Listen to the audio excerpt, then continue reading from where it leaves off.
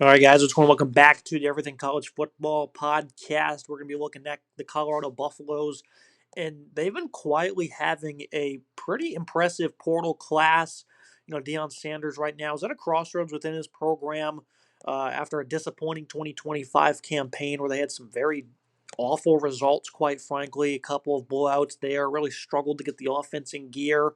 The defense at times, was poor, giving up 30 points per game. So it just was not a great year for Colorado.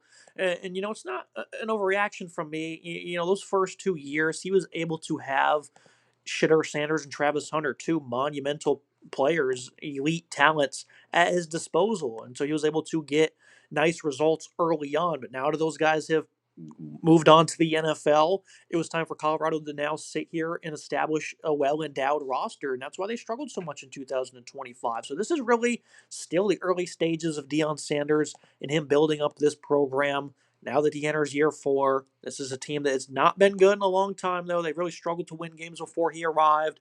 And I still think Deion Sanders can do a good job, and he's able to go out into the portal and pick up some nice players this far. We're going to look at some guys on the offensive side, and then we'll move to some of the players on the defensive side as well. But for Deion Sanders, I'm very impressed so far because it definitely seemed like a lot of the hype was dying around this program. What were they going to do to try and get back some momentum?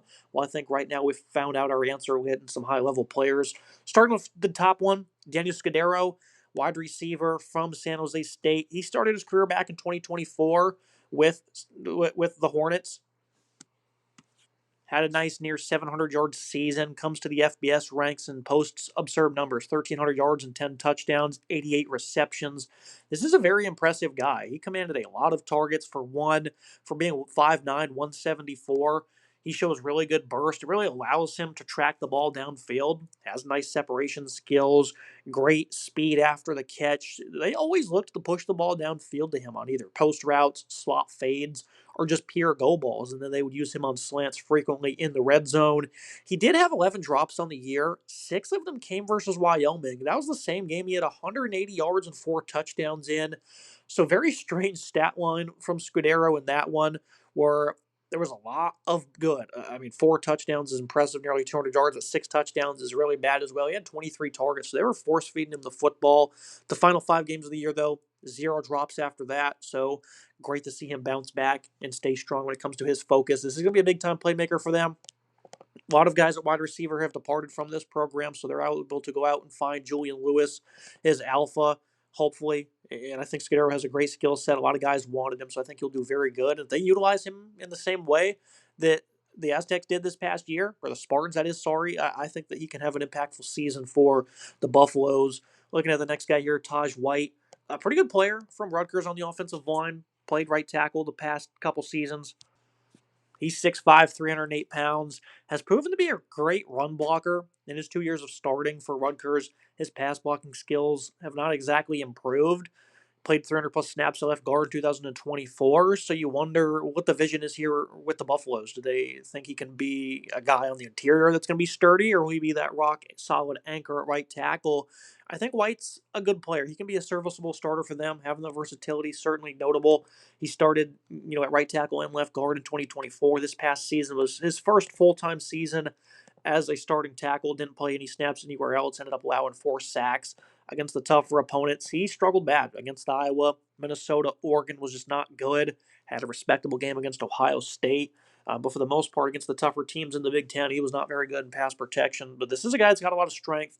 He can really muster some things forward in the ground game, and that's a big focal point for Deion Sanders in Colorado. This is a team that improved running the football, 125 yards per game. That's pretty good for them because they were a little bit more explosive than we've ever seen them. They went from 65 yards in 2024 to now able to be at that 125 mark. So that's improvement at the end of the day. They were able to hit 100 plus yards in pretty much every single contest this past year running the football. So that's nice. We like to see that improvement within this program. And I think Taj White's definitely going to help them with that. It'll be interesting again, though, to see where they line him up at. Ernest Campbell going to Sacramento State to get another guy. Also incredibly undersized, but one that has a tremendous amount of speed. Campbell, 5'9", 145. I mean, that's not a whole lot of size one bit. But he can stretch the field at a high rate. Lots of speed, great hands, had no drops this past year. mainly going to be just a strict slot guy, I would imagine. They can put him out wide, but against press man, I don't know how he's going to be able to defeat that. So it's going to be hard to get him go balls out wide, but in the slot, they can use him to stretch the field. Obviously, want to force him the ball in space as well on screens, slants, whatnot. And I think Campbell could be an underrated player for them. Brendan Marion, the offensive coordinator, was the Sacramento State head coach last year. That's another great addition from this staff. Go out there and get a high-level offensive play caller. So I love that move by Dion and the Buffaloes. Dion is still giving this program a lot of attention, even though he's been battling some health issues. Losing those two elite players could definitely lead to people not trying as much in some programs. Dion's still out there putting together a great effort. I love them getting Marion, and then he brought one of his top receivers with him, so that's a nice addition there. Javen Richardson, an offensive lineman from Missouri. Now, I don't think this one's as notable, but I think it's still a player that has some upside, and clearly Missouri thought so as well. I'm pretty sure he started his career at JUCO and then came over this past, or 2 years ago, that is, 6'6", 313 pounds. He played 255 snaps in those 2 years. He wasn't really any good. He got the start at left tackle for them in week 5 versus UMass. And he was awful. 4 pressures allowed, 2 sacks. He didn't see the field the rest of the year. And I mean, if you're giving up penetration to UMass, that's just not good. I don't know if you're cut out to play this sport, quite frankly. Clearly not in the SEC. Maybe they can find a role for him, maybe as a swing tackle, but I just see him as a pure depth addition at the end of the day. So solid group here for this offense. I think them getting Scuedero was great. I think White can be beneficial, and Campbell, he might be able to carve out a role as well for Julian Lewis. And it's not the greatest portal haul, but it's nice to see them still putting up some effort for this team on the offensive side of the ball. And I think they're going to continue to progress with some of these additions. Moving to the defensive side, I love the guys they got here. Getting things started with Santana Hopper. This guy's been all over the place. Was at App State, went over to Tulane this past year. Really impressed. He was one of the top players for them on the interior, 6'2", 265. He's been a good run defender throughout his entire career, and he's really been even better pass rusher. This is a guy that was able to really accomplish a lot in his career so far as an interior pass rusher. Has great hand placement, really sheds opposing linemen's arms. He's really effective on twists. He's really able to keep his leverage while looping around. So, he's a guy that can be used on those twists and those stunts. I think he has nice speed to win versus the run as a slanting defensive tackle as well on those stretch plays, those outside zone runs. He's able to really track down, and he can come in and be an alpha for Colorado. And maybe he's a tad undersized for the position, but he's a guy that can line up out wide at defensive end as well. And he can handle a healthy workload. 15 career sacks. He's now going to be going from the group of 5 to the Big 12 now. So it'll be interesting to see if his talent can actually progress. I think Hopper's a good player, though. I think this is a slam dunk addition. Probably had a lot of suitors, and Colorado was able to land him. They also picked up another guy on the interior, Ezra Christensen. He's also not the biggest guy in the world, 6'2", 260, but what he was able to accomplish this past year for New Mexico State was also highly notable. This is a guy that was very good in terms of his balance as a run game producer and a pass rusher from the interior. 6 sacks, he had 28 total hurries. Beautiful stuff, across the board. Real force. I think he gives a lot of effort. The size might be a concern, but I think right here you're going to get some high effort guys that can really improve this defensive line. And I think at some point the size definitely could be a concern because you need to go out there and get some big bodies that can stuff opposing teams against the run. Maybe if we're in the Big 10 or the SEC, but in the Big 12, I think this could definitely do some damage for them and lead to them having some more sturdy options up front. I think it's a good add nonetheless. Looking at another guy here from Texas, a good linebacker, Leona Lafau. I was impressed with this guy. He really improved his run defense skills this past year. Really stood out when it came to firing downhill. His play recognition, the physicality improved. Top to bottom, I thought he was good in all areas when it came to overall progression. A guy that can make important individual plays in key moments as a wrap-up tackler as well. I thought he was able to really do that and be stand out in doing so. And I think that's something Colorado's going to look for. A guy on third and short who's going to be left on those one-on-one opportunities in the run game or out in coverage, and he's going to be able to make consistent tackles for you. I think he's going to be a 10 tackle for loss guy this year for Colorado. I think he's going to come in and be a day one starter for Colorado. It's kind of shocking to see him transfer from Texas. Wasn't the most productive guy in the world by any means, but I think here at Colorado, he's really going to thrive this year, and he's going to be big in getting this defense to improve, especially against the run. So Lafau, I think, is a tremendous addition for this group. You look at another guy in the linebacking room. They go to Bowling Green to get Gideon Lampron. This is a stat sheet stuffer. This is a guy that put up a lot of numbers at Bowling Green. what is it, 117 tackles, 119 tackles, that is, 17 and a half tackles for loss, a pair of forced fumbles. Also, another player's undersized, 6'2", 220, but guys who play hard, and that's kind of the theme here, right? Like at the end of the day, size isn't going to always be everything.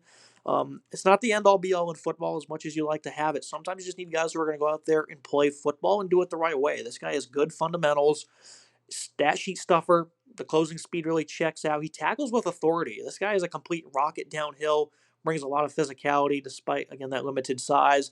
I think he does lack speed and quickness overall, and we'll see how that translates from the MAC over to the Big 12. But I think you pair him and Leafu up together, and you're looking at guys that can really improve this run defense, and I think that's kind of the theme so far in the portal on the defensive side of the ball for Deion Sanders and this staff. And I'm very interested to see how this pans out because I think this is collectively a pretty impressive group, some highly talented players that have been producing in their college career. They gave up a fair amount of rush yards per game this past season. I mean, more than a fair amount, right? 222 and a half per game allowed is one of the worst marks in the country. Just trying to spin it as nicely as possible, right? But it's just a group that's significantly lacked, and I think they have definitely improved in this category. Teams are running the ball 42 times per game on this group because they just did not have the depth, they didn't have the playmaking, and even though again the size is not certainly there, this is a nice start in them moving forward. And it was a disappointing season up front because I thought this was the best positional group on the team, the defensive line, and it was tremendously underwhelming, and you wanted to see what they could do this offseason to really improve in that category. And this is what they're doing, going to the portal and finding some good players. And then one they got here, just a day or two ago, Boo Carter from Tennessee, one of the top players available in the secondary. He was one of the highest rated guys in Tennessee's recruiting class last year. Didn't end up playing that many games. He only played about, 7 or 8 games. He got hurt towards the back half of the year. This is a guy that looked good in the run defense area, was inconsistent in coverage. He's a player they lined up in the slot. That was his full-time role. Didn't play a whole lot of safety. I think that's going to be the same role here for Colorado. Since they did get him so late, don't have too many notes on him. 5'11", 200, though. I know he was a highly touted recruit. He's a good football player at the end of the day, at least when it comes to coming out of high school and his upside. And for Colorado, I think that's going to be the same role for him in the slot. But we'll see what they craft together for Boo Carter. The secondary also has numerous positions up for grabs, really across this entire defense. So these are the main guys they got so far. I don't know what they comp. I think they landed another guy or two today here on Sunday, the 11th.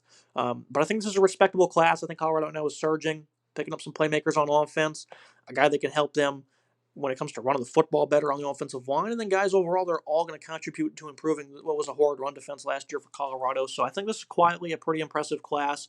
And they're getting some high quality football players here who are going to come in and make some transition for the Buffs. So for this episode, make sure you guys like, comment, subscribe. See you next time.